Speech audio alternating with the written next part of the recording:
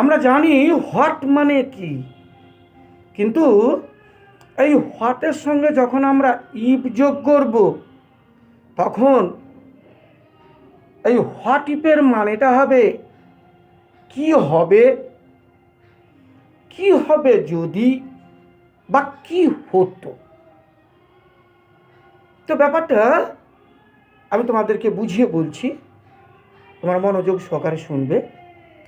যদি আমরা বলি কি হবে আমি সেখানে গেলে, তখন হবে হোয়াট ইফ আই গো দেয়ার।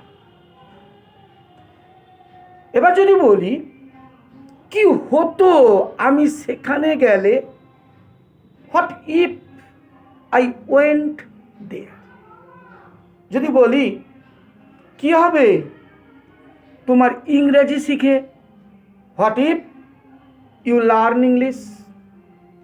কি হবে তোমার এই পোস্টটা পড়ে, what if you read the post.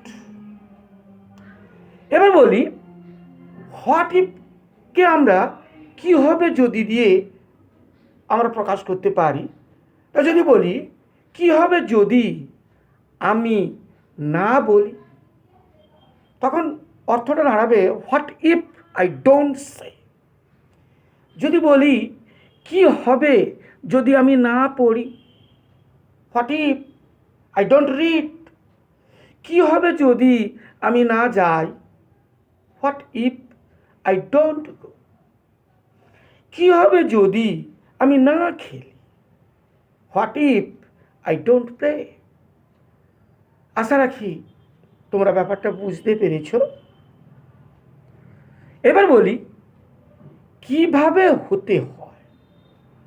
যদি এই কিভাবে হতে হয় ইংলিশটা হচ্ছে হাউ এর সঙ্গে যদি আমরা টু বি যোগ করি, হাউ টু বি, তার অর্থ হচ্ছে কিভাবে হতে হয়। যদি বলি আমি জানি কিভাবে একজন ভালো ছাত্র হতে হয়, তাহলে আমি জানি ইংলিশ কি, আই নো।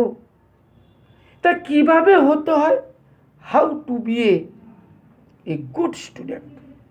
যদি বলি কিভাবে একজন